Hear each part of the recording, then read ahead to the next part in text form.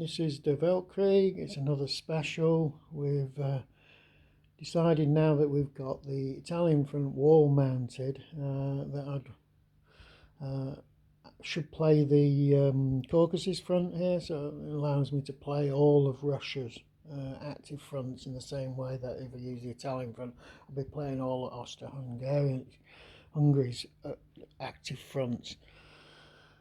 Thing about this is it's a bit sort of standard size map. The terrain is horrendous. We'll see if we can get rid of this glare. It's really awful. Yeah, if I come this way, I haven't got all this glare. So we're looking at it now from the Russian border going south. The weather's awful here. The infrastructure in terms of roads and railways is diabolical. The supply works slightly different in the fact that you've got these depots.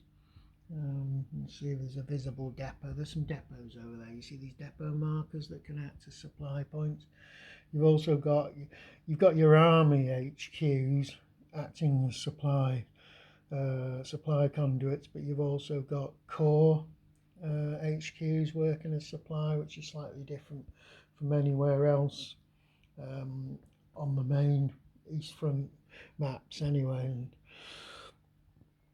in terms of the two armies, the Turkish army is surprisingly good actually.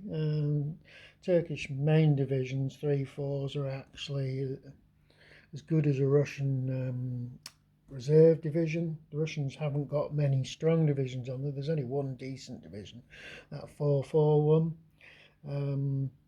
Turks have got a reasonable amount of supply. The big problem though is the fact that they've got no communications, no rail communications back into central Anatolia.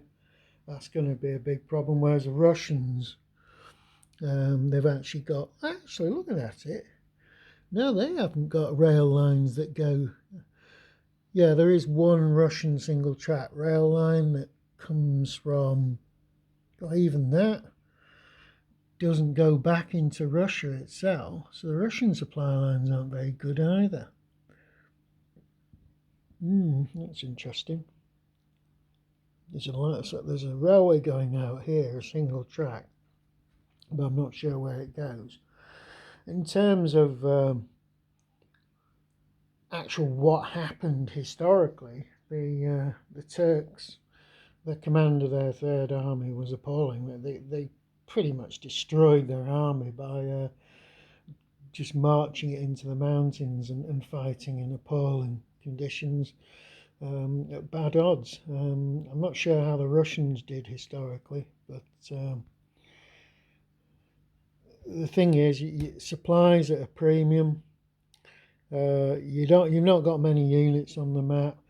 I'll be using the historical reinforcements, so you're not going to get huge amounts of Russian or Turkish units arriving to bolster this front. You know, theoretically, playing the duration game, I could move units from European Russia down to the Caucasus. And in theory I could be moving units from other Turkish fronts, but that's not going to happen. So anyway, that's interesting. So we get a look at the map. It's not a particularly big area. It's just a standard size map. Not many units, a lot of ground to cover. And there we are. So anyone who wanted to see the Caucasus map, you've seen it in all its glory with its horrible glare. Let's sort of pull out and have a look at it. This is upside down obviously, but there it is in its full glory.